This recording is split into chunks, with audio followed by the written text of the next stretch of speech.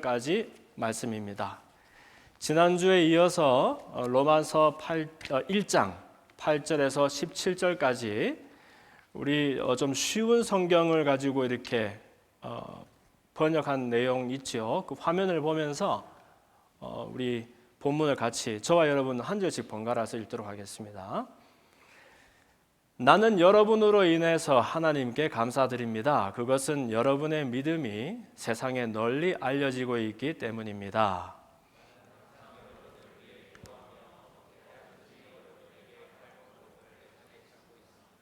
만나서 서로의 믿음으로 서로를 격려할 수 있기를 바랍니다.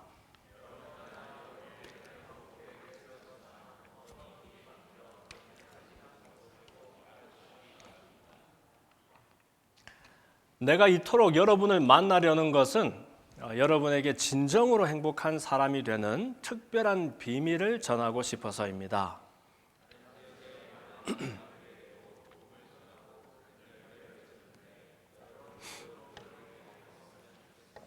나는 헬라인이나 비헬라인이나 지식인이나 어리석은 자 모두에게 이 특별한 비밀, 즉 복음을 전해야 할 빚이 있습니다.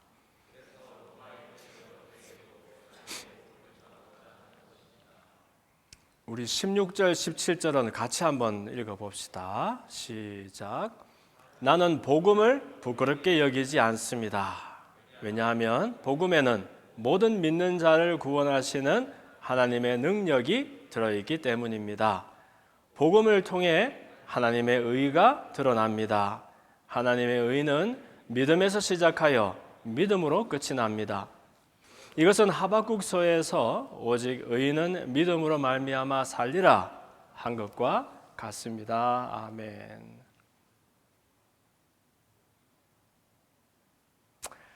자, 지난 시간에 이어서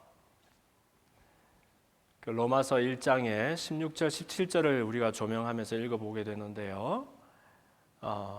사도 바울의 신학을 이제 총정리한 것이라 말할 수 있는 이 로마서. 그 중에서도 1장 16절, 17절 말씀은 대체 교회에서 복음 또 복음 하는데 그 복음이 뭐냐 하는 것을 정말 엑기스처럼 잘 녹여서 다려서 이렇게 기록한 내용이에요. 지난 시간에 특별히 16절 복음이 뭔지, 믿는다는 게 뭔지, 구원하신다는 게 뭔지 한번 살펴보았는데요. 오늘은 17절 두 절 가지고 두 줄을 한다니까 근데 여러분 언제 또 로마서 1장 16절 17절 하겠어요? 정말 중요한 말씀이니까 우리 마음을 집중해서 한번 여러분 각자에게 주신 하나님의 음성으로 듣고 또 말씀의 은혜를 경험하기 원합니다. 16절에 다시 한번 나는 복음을 부끄럽게 여기지 않습니다. 왜냐하면 복음에는 모든 믿는 자를 구원하시는 하나님의 능력이 들어있기 때문입니다. 지난주 들었던 내용이 전혀 기억이 안 나죠? 복음에는 능력이 있다는 거예요. 구원하시는 하나님의 능력이. 그래서 자기는 이 사도 바울은 복음을 부끄럽게 여기지 않는다. 세상은 아마 부끄럽게 여기는가 보죠. 그렇죠? 세상은 하나님을 대적하고 또 예수님을 혐오하기 때문에 복음을 자랑스럽게 여기지 않습니다. 저와 여러분 포함해서 특히 사도 바울은 고백할 때 그러나 나는 복음을 부끄럽게 여기지 않습니다. 사실 이 사람은 이전에 복음이 뭔지도 몰랐던 사람일지 모릅니다. 이따 하나님의 의할 때 이야기하겠지만 율법에 목숨을 걸고 율법의 수호자가 되어서 그것을 지키기 위해서 오히려 예수님과 그를 따르는 무리들을 핍박했는 사람들이었기 때문에 그런데 알고 보니까 예수님을 만나고 보니까 사람 사는 길이 여기도 저기도 있는 게 아니라 오직 한 길이고 사실 사람은 스스로 자기를 건지거나 살릴 수가 없고 자력구제할 수 없는 사람을 오직 하나님만이 그분의 능력으로 건지시더라. 이것이 아들 예수님을 통해서 하나님이 우리에게 하신 일이다. 다른 말로 복음, 신령한 은사다. 이렇게 말하고 있는 거예요. 그래서 왜 가보지도 못한 곳, 한 번도 만나본 적도 없는 로마 성도들을 향해서 이렇게 애타게 가고자 노력했으며 몇 번이나 가고자 하다 못 가니까 결국 편지까지 쓰면서 이렇게 정을 내느냐 하면 이 말을 하는 거죠. 나는 정말 내가 경험한 복음, 세상에 오직 하나밖에 없는 그 유일한 사람 사는 길을 꼭 당신들에게도 전하고 싶습니다. 몇 번이나 가려고 했지만 못 가게 된 것을 꼭 기억해 주기를 바랍니다. 하면서 이제 당부로 이 복음에 대해서 먼저 편지로 설명해서 글을 보내게 된 겁니다. 그래서 믿는 자를 구원하시는 하나님의 능력 했을 때 우리가 다루었죠. 믿는다는 게 뭐냐? 여러분 기억합니까? 믿는 게 이제 두 가지가 있는데 존재론적으로 인식론적으로 믿는다는 게 있다 그랬잖아요. 나 하나님 있다고 믿어. 성경이 참말이라고 믿어 했을 때에는 어떤 사실이 그러하다라고 믿는 그런 믿음이라고 얘기했죠. 그러나 사실 그 너머의 믿음이 있는데 그것은 누구와의 관계 속에서 이루어지는 믿음이라 해서요. 사실 우리가 누구를 믿는다 그랬을 때 그 사람이 나에게 믿을 만한 사람이니까 믿는다 하는 거 아닙니까? 그래서 어떤 사람의 성품과 능력을 내가 보고 저 사람 참 믿을 만해. 저 사람 신실한 사람이야. 이렇게 그 사람의 성품과 능력이 신뢰가 되고 의지가 될 때 저 사람 믿을 만해 하게 이제 고백하게 된다 그랬죠. 근데 세상에 어떤 고백도 말로만 이루어지는 고백은 없다 그랬어요. 말로 그 사람 믿는다 말했으면 반드시 그 사람과 나하고 어떤 관계가 형성이 되는 거예요. 그래서 하나님 있다고 믿는 것이 아니고 그 하나님이 어떤 분이다. 바로 전지전능한 창조주 하나님, 그리고 멀리 계시는 분이 아니라 심지어 나를 지으신 분이시다. 그런데 그 하나님이 무섭고 힘만 센 분이 아니라 자식을 위하여 아낌없이 모든 것을 내어주는 부모님 마냥 나를 사랑과 은혜로 품어주시는 나의 아버지가 되신다 하는 그런 고백을 통해서 관계가 맺어지면 이런 믿음이 우리 속에 있으면 그때부터는 전혀 다른 이야기가 우리 인생에서 펼쳐지게 된다. 그래서 그런 믿음이 있는 사람들마다 구원하시는 하나님의 능력이 복음에 있다. 이렇게 16절에서 말했었어요. 아니 그런 능력이 왜 하나님한테만 있습니까? 사람한테 없습니까? 여러분 있었으면 좋겠어요. 근데 있어요, 없어요? 없는 거예요. 왜냐하면 하나님 없다, 하나님 없어도 괜찮다라고 말하는 사람마다 아직 덜 살아봐서 안 살아봐서 그런 거예요. 사실 사람이 내가 행복이 뭔지, 행복이 어디에 있는지 안다. 그리고 그 행복을 찾아 나서는 길을 내가 열심히 달리고 있다라고 생각하는 사람마다 이 하나님의 능력이 필요한 줄을 모르는 사람이라는 거예요. 그러나 사실 그 길을 열심히 달리다 보면 끝에 가서, 사실은 끝에 가지도 않아서 중간에 나는 어디서 왔냐, 왜 사냐, 어디로 가냐, 내가 지금 무엇하고 있나 허무와 좌절 속에 절망하게 된다는 것이 있죠. 그래서 오직 사람 살리는 길은 하나님으로부터만 비롯된다. 이게 복음의 핵심이다. 이렇게 말을 했었어요. 자, 오늘은 17절 제가 다시 한번 읽어볼게요. 여러분 무슨 말인가 곰곰이 생각하면서 한번 들어보세요. 복음을 통해서 하나님의 의가 드러납니다. 하나님의 의는 믿음에서 시작하여 믿음으로 끝이 납니다. 이것은 하박국서에서 오직 의인은 믿음으로 말미암아 살리라 한 것과 같습니다. 이런 말을 했어요. 자, 복음을 통해서 하나님의 의가 드러납니다. 그럼 무슨 질문해야 된다 그랬죠? 복음은 우리가 다루었으니까 하나님이 예수님 통해서 하신 모든 일들 우리를 위해서 그러면 하나님의 의가 뭡니까? 이렇게 물어봐야죠. 그렇죠? 그리고 대체 의라는 게 뭡니까? 이 의에는 두 가지가 있어요. 하나는 우리처럼 헬라식 사고방식에 사로잡혀 있는 사람들 법이 있고 규정이 있으면 그 법과 규정을 잘 지키면 의로운 게 되는 거예요. 근데 만약에 법을 어기게 되면은 불의한 게 되는 거죠. 근데 이 생각은 의에 대한 너무너무 최소한의 생각입니다. 히브리식의 의에 대한 이해는 뭐였어요? 그것은 언약적이고 관계적인 이해라고 말했습니다. 이 무슨 말이냐 하면 법 조항보다 법의 정신이 더 중요하고, 사실 법을 지켰느냐 안 지켰느냐 따지는 것보다 그 마음 속에 법이 말하고 있는 의무와 도리를 지키고자 하는 마음이 있느냐 없느냐를 따질 때 이것이 히브리식의 의가 되는 겁니다. 쉽게 말하면 법은 사람에게 필요악으로 주어진 겁니다. 필요악이라는 것은 좋은 것 아니지만 어쩔 수 없이 주어지는 것이 필요악이라고 하고요. 이 법이 있기 전에는 사람이 무엇이 합법이고 불법이고 무엇이 착한 일이고 나쁜 일인지도 구분이 안 될 정도로 마음대로 살아가던 시절이었으니까 이제 하나님이 율법을 주시는 거예요. 그러면 이제 법이 기준이 되어서 이거 지키면 합법, 어기면 불법이 되죠.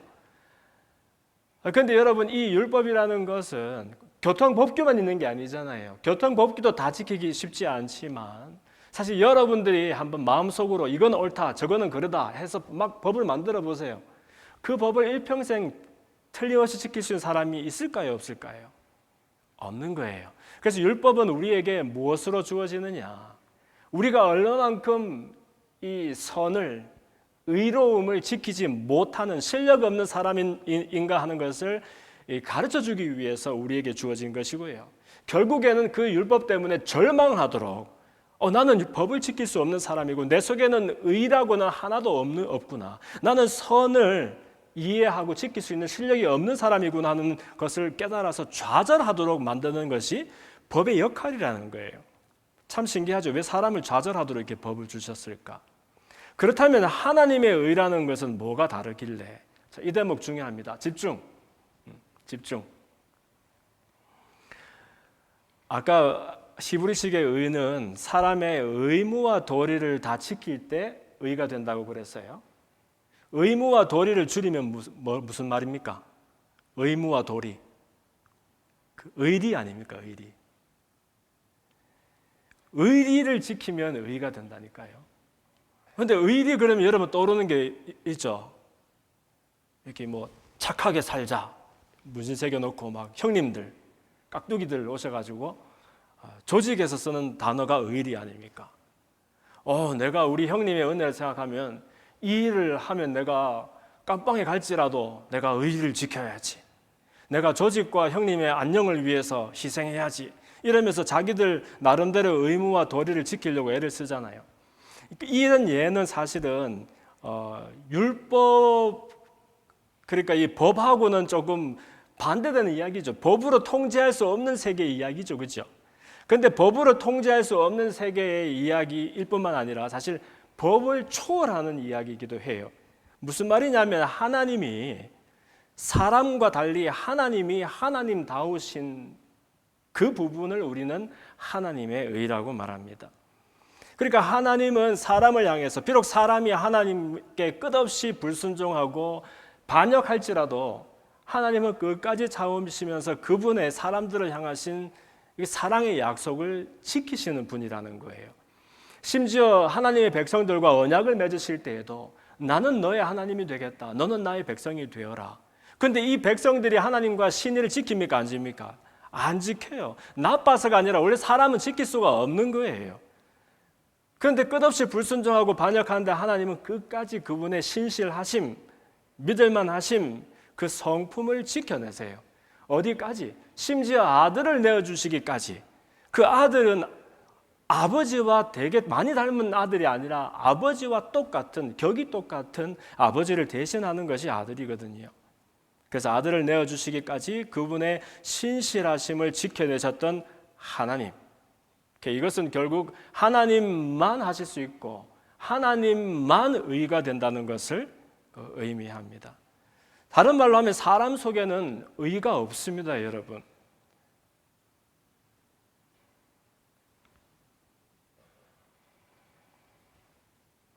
사람 속에 의가 없다는 것을 어떻게 설명하면 됩니까?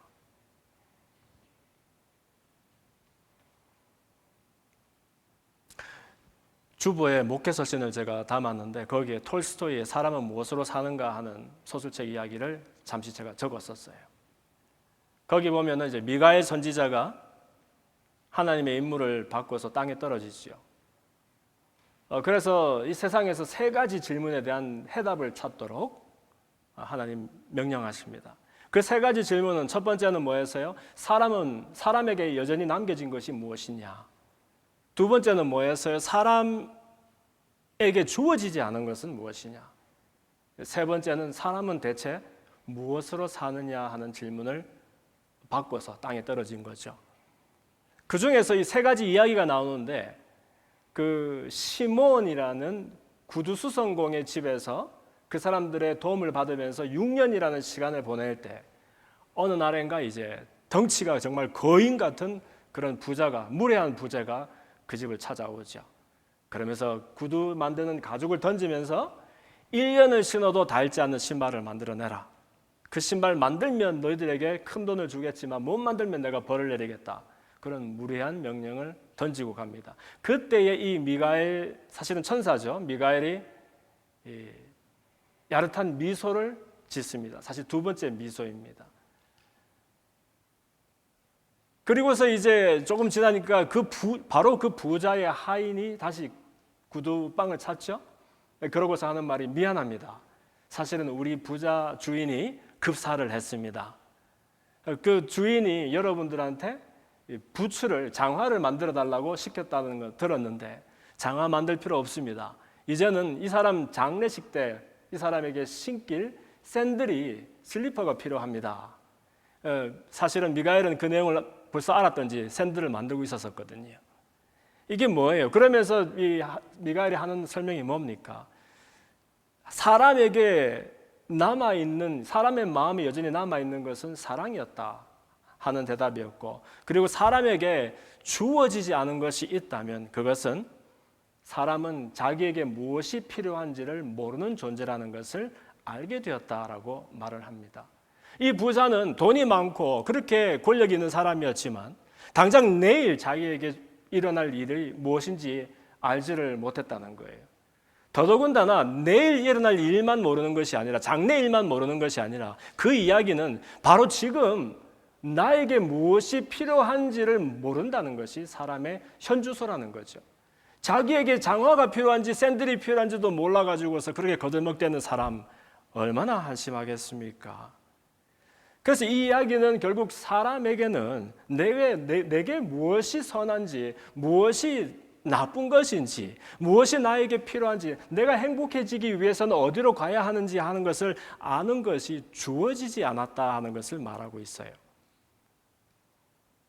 그 이야기를 들으면 여러분, 그럼 맞아. 아담과 하와는 행복했는데 그 사람들이 선악과를 먹고 나더니 그다음부터는 이게 분별이 안 돼가지고 괴로워진 거지 생각하는데, 여러분, 첫사람 아담과 하와에게도 사실은 사람에게 무엇이 필요한가 하는 것을 아는 그것을 하나님 주시질 않았어요. 이상한 이야기죠.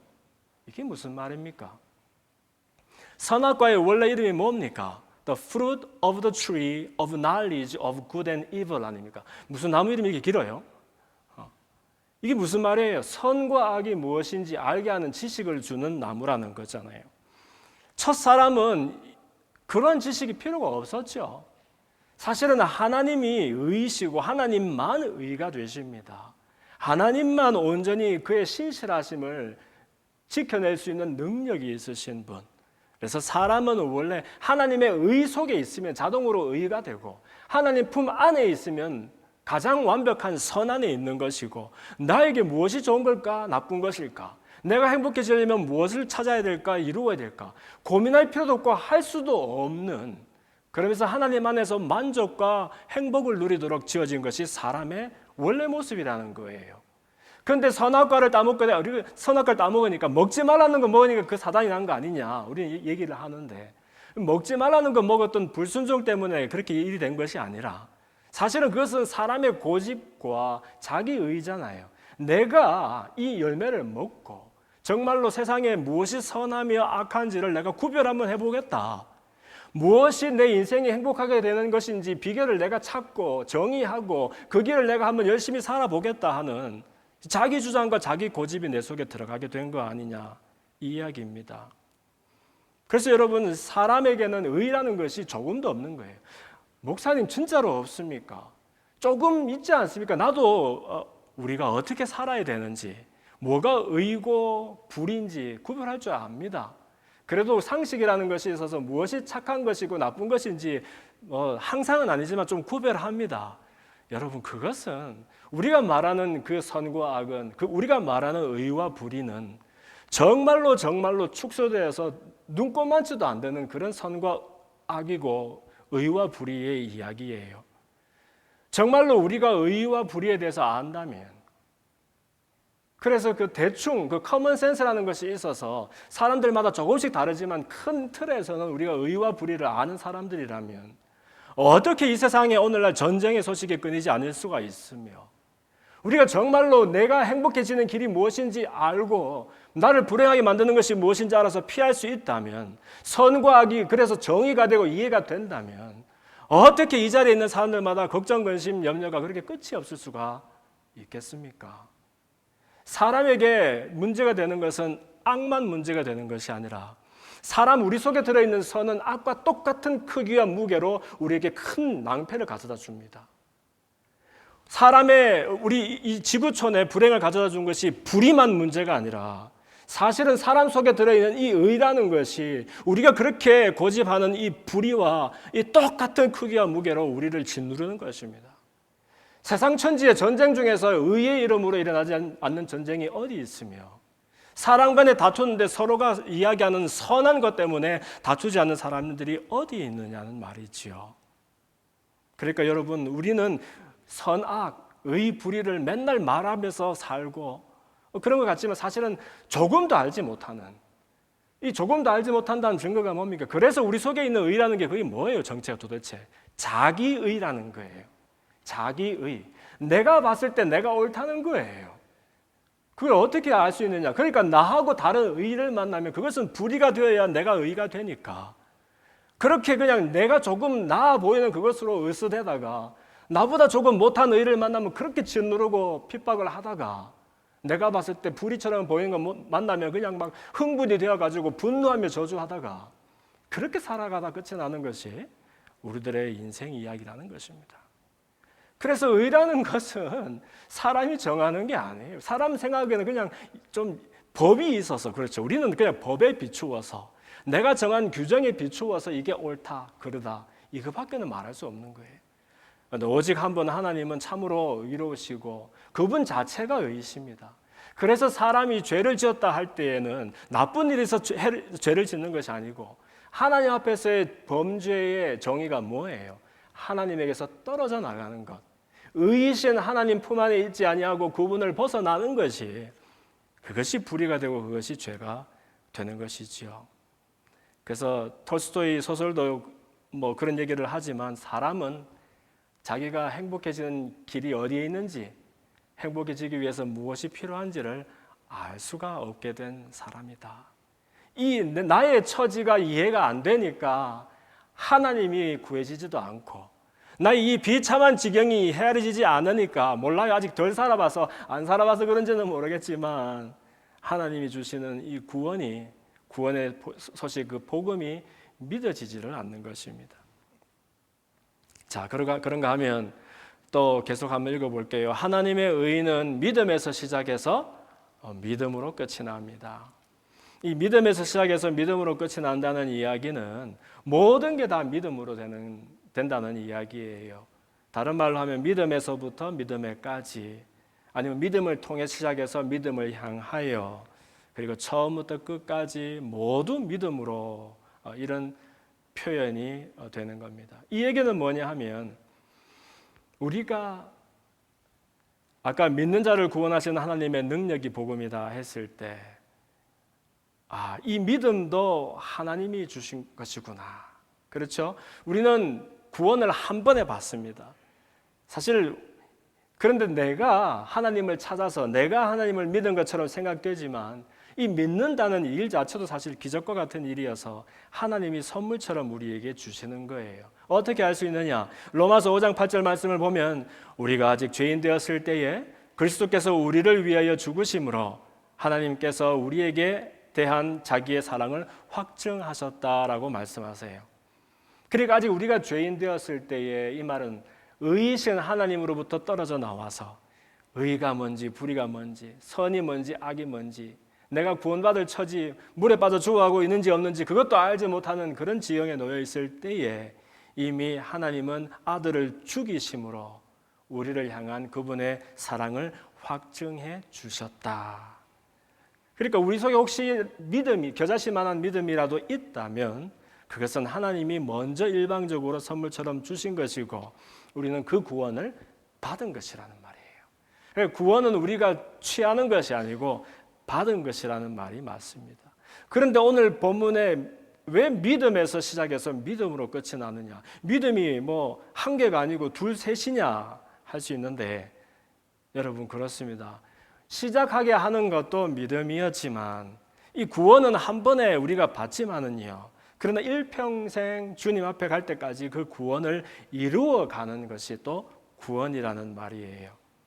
그래서 에베소서 4장 13절 말씀을 보면은 우리가 다 하나님의 아들을 믿는 것과 아는 일에 하나가 되어서 온전한 사람을 이루고 그리스도의 장성한 분량이 충만한 데까지 이르자 하는 말씀이 있고요. 또 빌립보서 2장 12절 말씀을 보면은 항상 복종하여 두렵고 떨리는 마음으로 너희 구원을 이루라 하는 그런 말씀이 있어요. 신기하죠. 구원은 한 번에 받았는데 틀림없이 그런데 한 번에 받은 그 구원을 온전히 계속해서 이루어가는 그런 일인가 봅니다. 이 얘기는 뭐냐 하면 우리가 필요한 줄도 몰라서 하나님의 구원을 구하지도 않았을 그때에 그런 아들을 내어주시는 일로 우리를 건지시는 하나님, 그 믿음으로부터 시작해서 그것도 우리 안에 있었던 것은 아니죠. 하나님이 주신 믿음이죠. 그리고 그 믿음이 더 큰 믿음들을 부르고 일으켜서 우리가 한 번에 받은 그 구원을 이루어 나가도록 우리를 인도하신다 하는 그런 말씀이 되겠어요. 이 얘기는 뭐냐면 우리는 예수 믿는 사람이나 안 믿는 사람이나 사실 죽을 때까지 그렇게 착하게 살려고 애를 써봐야 그 차이가 마치 없는 듯 그렇게 여겨지지만 사실 방향에 있어서는 전혀 다른 방향을 그렇게 살아간다는 겁니다. 하나님으로부터 건짐을 받은 사람, 또 살림을 받은 사람마다 인생의 방향이 전혀 바뀌어서 이제 그냥 건짐만 받은 정도가 아니라 나를 건져주신 하나님의 사랑, 의가 되시는 그분의 품 안에 머물면서 날마다 예수님 형상, 하나님의 그 잃어버렸던 형상을 회복하고 또 변화하고 성장하도록 우리는 부름받은 사람들이다 하는 이야기예요. 좀 넌센스죠. 목사님, 그런데 아니 예수님을 한 50년, 60년 믿은 사람들도 한 번도 믿어보지 않은 사람들하고 다를 바 하나도 없이 그렇게 몹쓸 사람으로 살아가는 사람 많던데 어떻게 예수 믿으면 믿음에서 믿음으로 우리를 이끌어가서 우리가 구원을 이루어가는 일이라고 말을 합니까? 여러분 이 얘기에는 비결이 하나 있습니다. 나중에 저와 여러분이 장차 우리 주님 앞에 다시 서게 될 때 그리고 다시 사시는 그 부활의 주님을 다시 만나게 될 때에 우리의 겉사람 속사람은 온전하고 완전해질 겁니다. 그에게는 굉장한 소망이죠. 마치 우리가 예수님처럼 하나님의 존귀한 자녀로서 부족함이 없는 그런 속사람도 회복하게 될 겁니다. 그때는 여러분 정말 기절초풍하게 될 거예요. 아마 우황청심환 한 개씩 다 먹고 가야 될 거예요.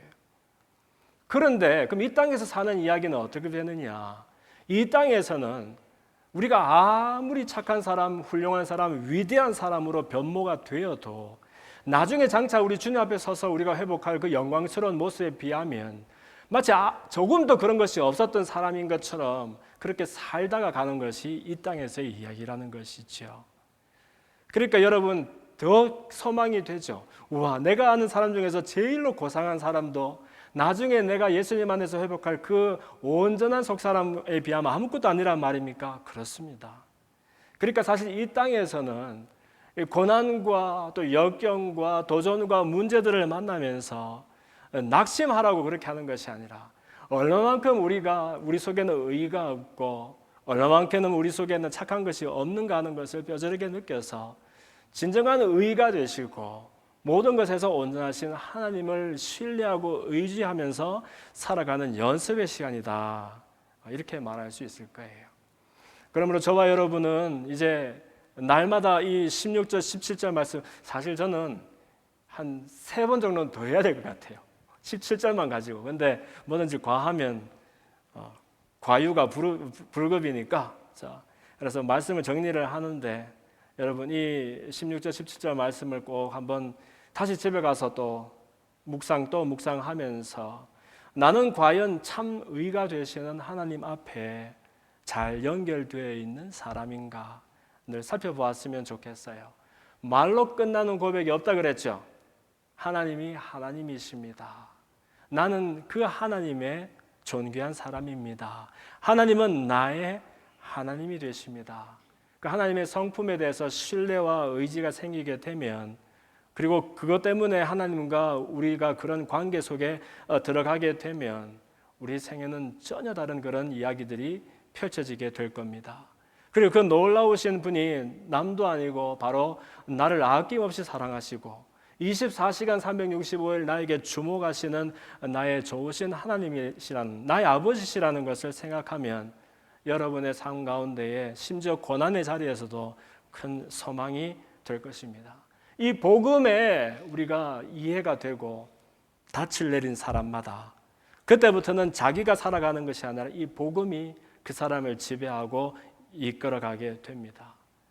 우리 속에는 믿음을 이루어낼 수 있는 능력이 없습니다. 아까 두렵고 떨리는 마음으로 너희 구원을 이루라 했을 때 착각하지 마십시오, 여러분. 나는 이제 믿음으로 구원받았으니까 성경 열심히 읽고 또 묵상하고 서로 사랑하려고 애쓰고 하면서 이 구원을 이루어 가야지.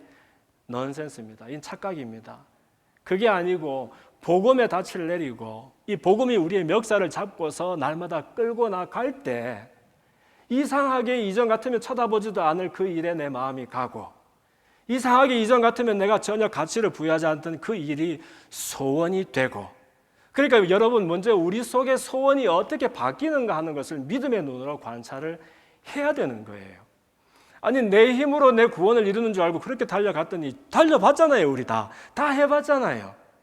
얼마나 고단하며 낭패만 많았고 좌절만 많았습니까? 우리 힘으로는 눈꽃만큼도 선을 찾을 수 없고 의를 이룰 수 없다니까요. 그래서 애를 써도 사랑이 안 되고 애를 써도 용납이 안 되는 그 내 마음을 보고서 낭망할 일이 아니라 이제는 주님을 바라봐야 되는 거예요. 문제를 찾아보고 문제에 집중하면서 그 문제를 풀려고 하다 보면 애만 쓰다가 그냥 사람이 진이 빠지고 말아요. 그러나 나를 무조건적으로 먼저 만나주셨고 먼저 살려주셨고 나에게 은혜를 베풀어 주신 하나님의 그 복음에 우리가 집중할 때 이제는 그 복음이 우리에게 놀라운 소원들을 불러일으킨다는 겁니다. 이전에는 마음이 가지 않던 일이 하고 싶어지고 이전에는 그렇게 끊으려고 애를 써도 끊어지지 않던 그것들이 지금은 이제 쳐다보기도 싫어지고 이전에는 내가 정말 마음 가는 대로 행동하면 다 되었던 그런 시절들이 돌이켜서 마치 내 속에 다른 사람이 있는 것처럼 다른 마음이 품어지고 하는 그런 것들을 보고 경험하는 우리들이 되었으면 좋겠습니다. 날마다 하나님과 연합하며 열매를 맺고 성장하는 그런 복음에 붙들린 사람들 되시기를 주님 이름으로 축원합니다. 살아계신 하나님 감사합니다. 로마서를 공부하면서